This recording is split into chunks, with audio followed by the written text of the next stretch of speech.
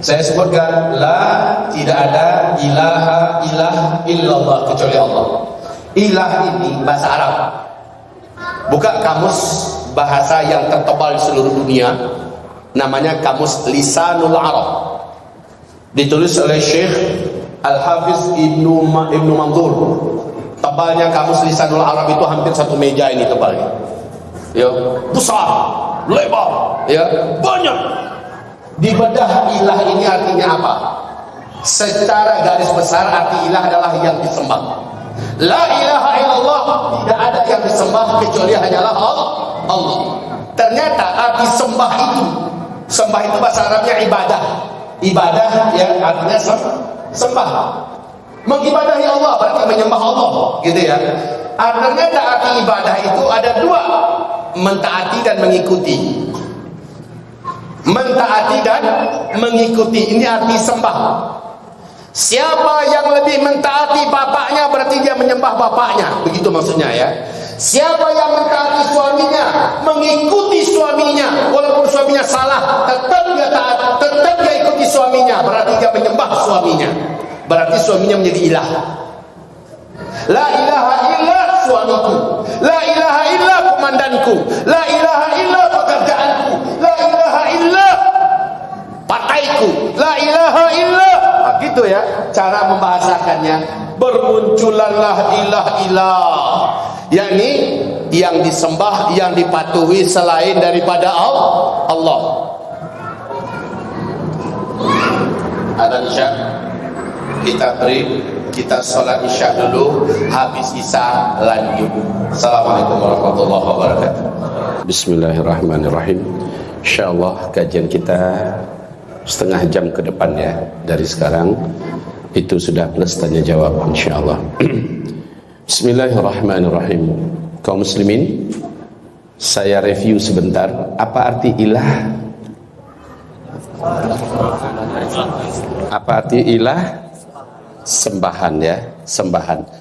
La ilaha illallah artinya apa?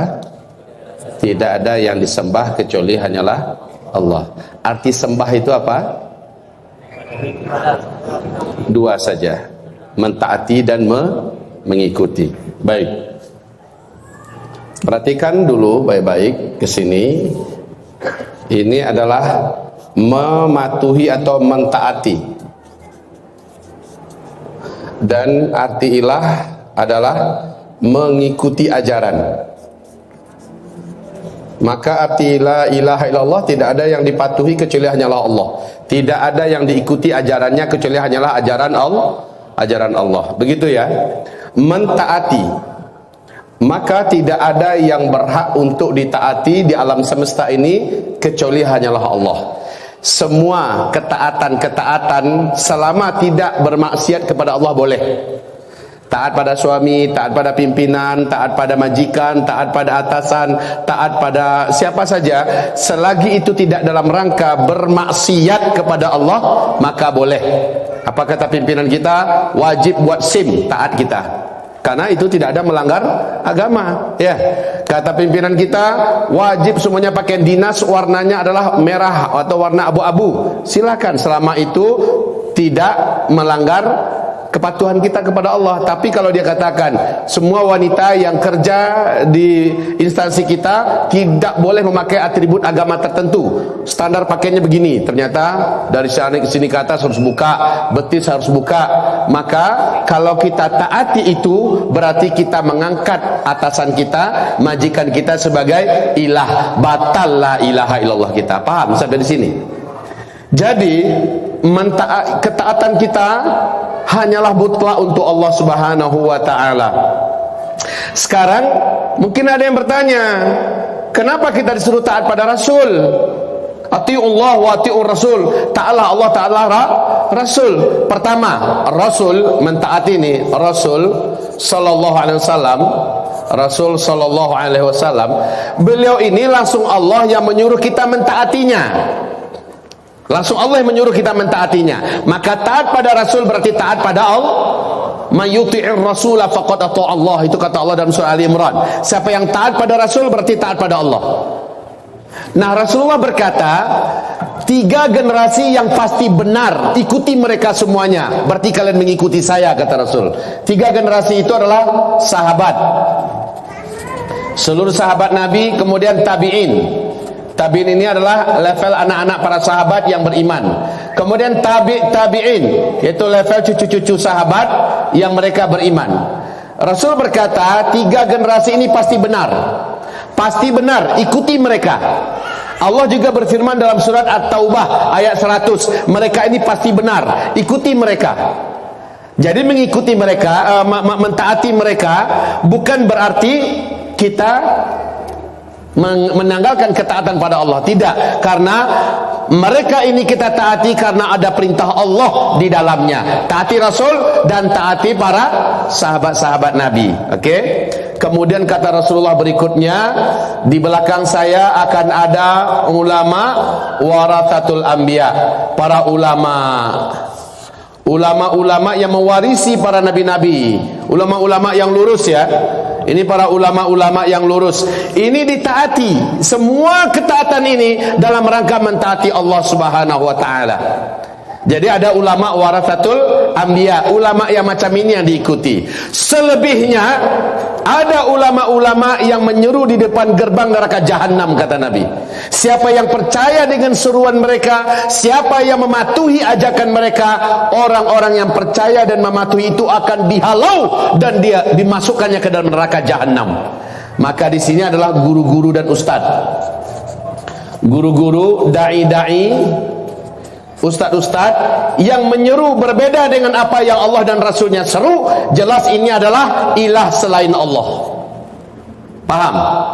Begitu juga penguasa, pemimpin yang memerintah mereka tidak dengan perintah Allah dan Rasulnya, sementara itu adalah maksiat kepada Allah dan Rasulnya, kita taati penguasa ini, batallah la ilaha illallah.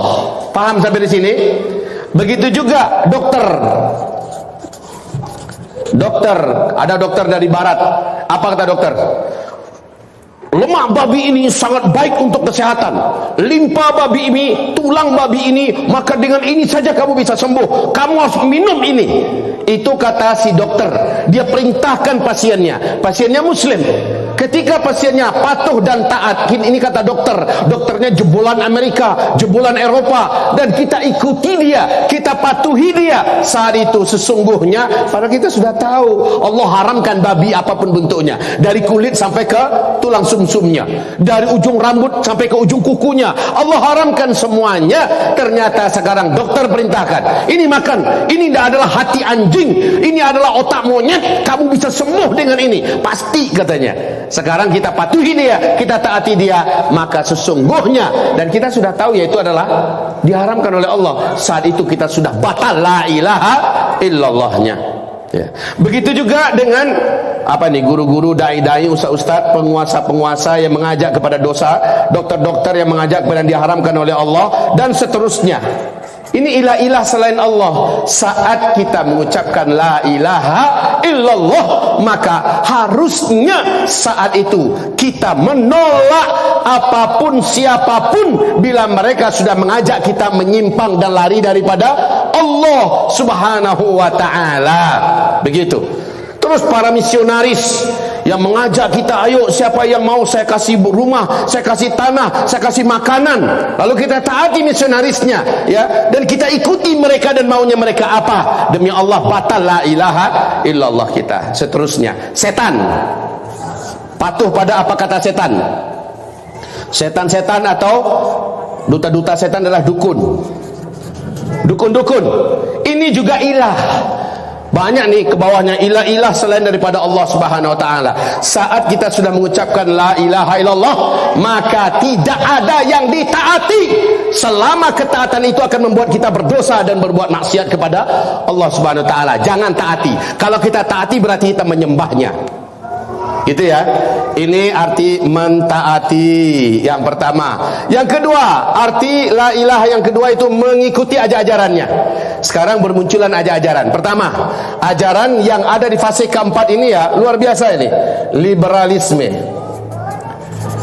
Liberalisme. Apa itu liberalisme? Ajaran pemikiran, doktrin yang mengatakan bahwa siapa saja berhak mengungkapkan dan melakukan apa saja atas nama kebebasan, atas nama hak asasi manusia. Liberalisme. Maka atas nama HAM, apabila ada anak berzina dengan maknya selama mereka suka sama suka, itu hak dia. Ya, ada saudara kandung berzina dengan saudara kandungnya, ada pacar berzina dengan pacar cowoknya, ada cewek berzina dengan ceweknya di hotel, jangan digerebek. Kenapa? Itu hak mereka selama itu adalah suka sama suka. Liberalisme.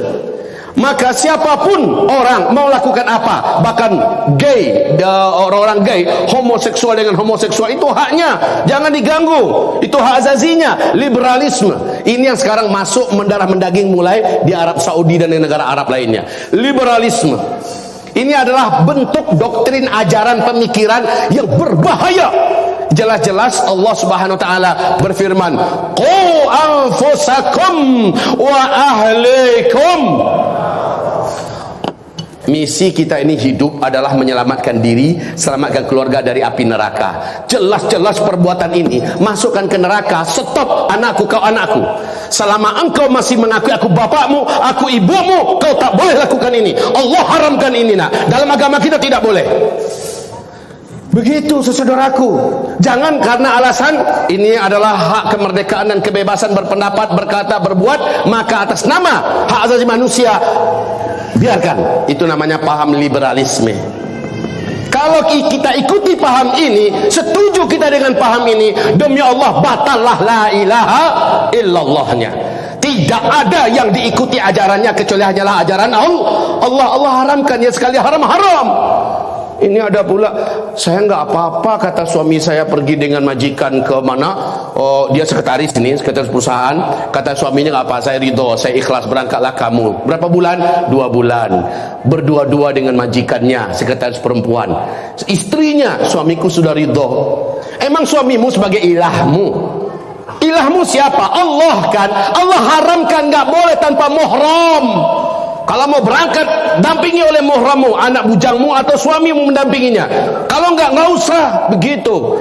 Jadi suami, saya sudah ridho, saya sudah ikhlas, apapun yang diikhlaskan oleh suami, sementara itu diharamkan oleh Allah, tetap haram. Begitu. Selanjutnya, ilah berikutnya yang ada di fase keempat, yaitu sekularisme. Apa ini sekularisme?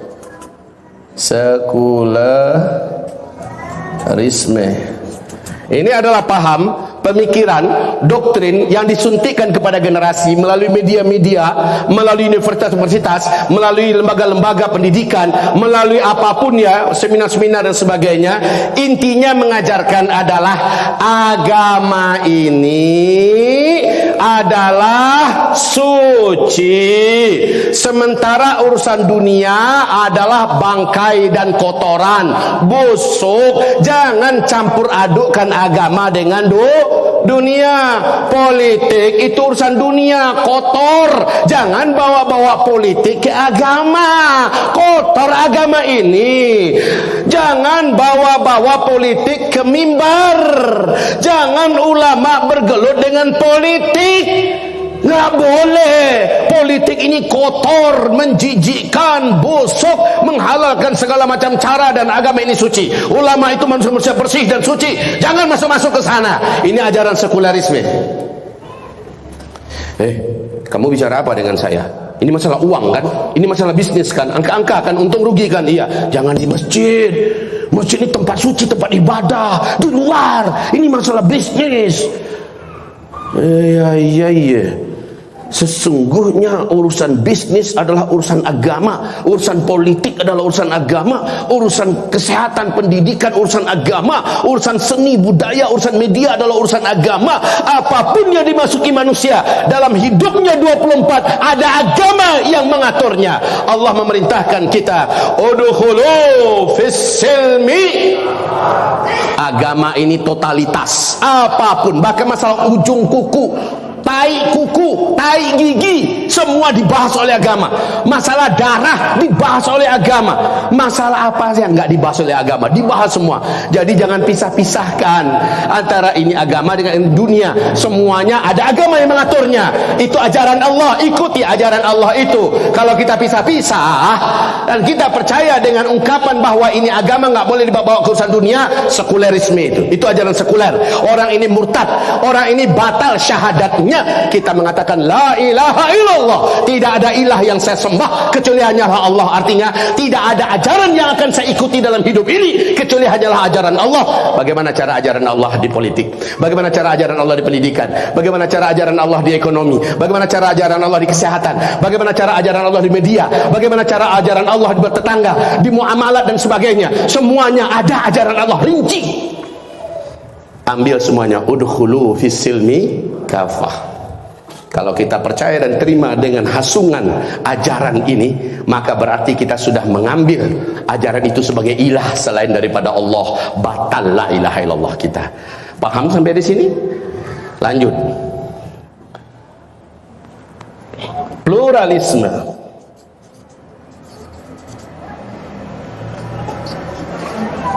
Apalagi pluralisme ini? Pluralisme adalah sebuah doktrin, sebuah ajaran, sebuah pemikiran yang merusak dan murtad, yang meyakini bahwa semua agama benar.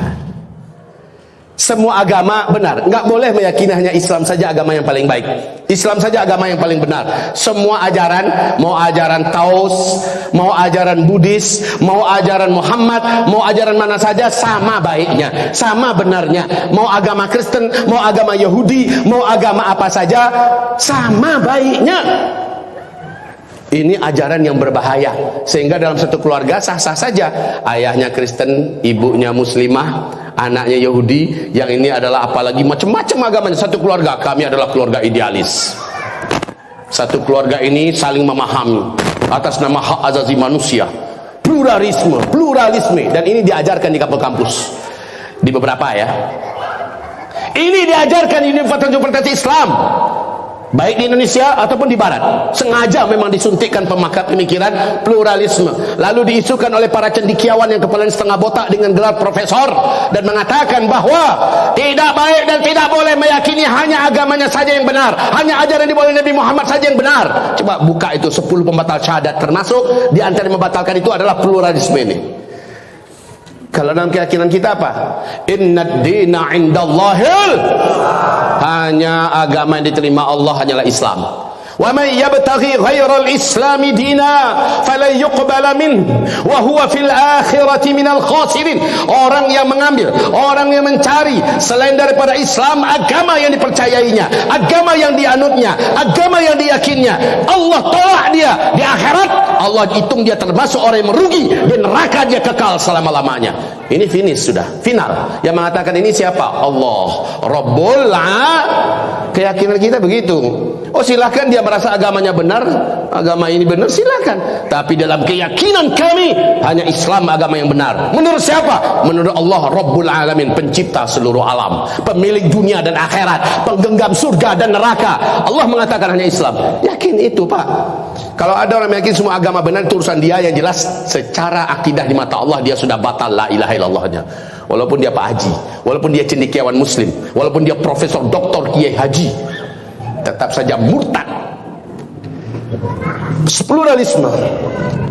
Nah, berikutnya lagi,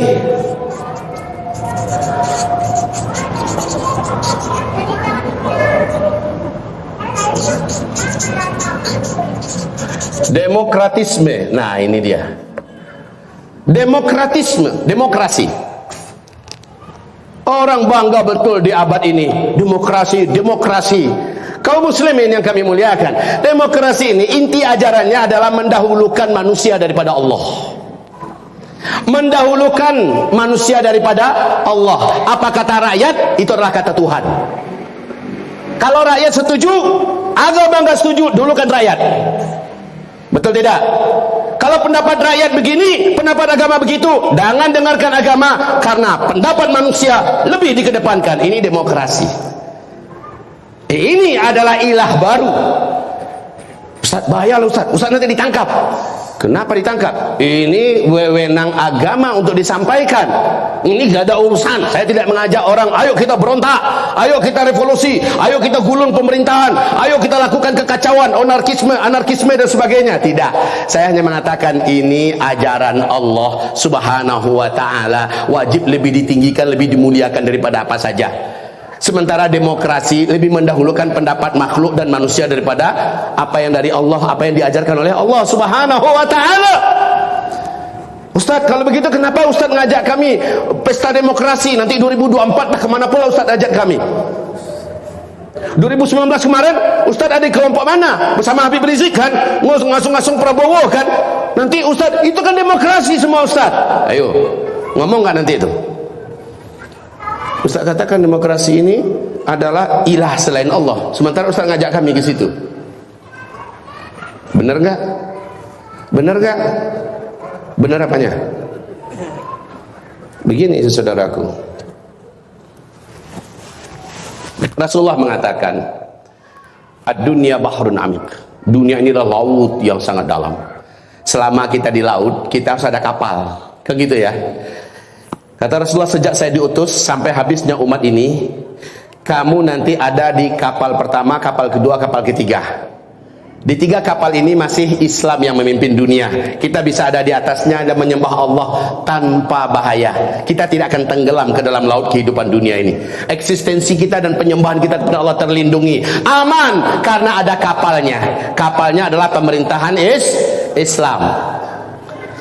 Di fase kelima kapal ini kembali ada. Di fase keempat kapal ini nggak ada. Ketika kapal nggak ada, kita terombang-ambing di atas laut. Sementara kita harus bertahan hidup. Kita harus tetap menyembah Allah. Kita harus menjaga eksistensi kita, ya. Maka yang ada nampak hanyalah bangkai ikan paus yang terapung-apung. Lah, kalau bangkai itu wangi apa busuk? Di dalam bangkai itu banyak ulat tidak? Banyak bakteri, kuman, hal yang menjijikkan banyak nggak di bangkai itu? Tapi cuma itu yang terombang-ambing yang bisa kita panjat, bisa kita berdiri di atasnya, walaupun timbul tenggelam, walaupun menjijikkan dan bau. Sementara itu yang ada, ya udahlah numpang dulu di sana sementara. Ntar kalau udah datang kapal kita lagi, naik lagi kapal kita. Paham sampai di sini? Paham sampai di sini? Bukan berarti saya ngajak, bukan berarti saya menyeru, tetapi saya mengatakan pertahankan eksistensi kita, walaupun yang ada hari ini bangkai yang menjijikkan, numpanglah dulu di atasnya. Sampai di sini paham? Oke.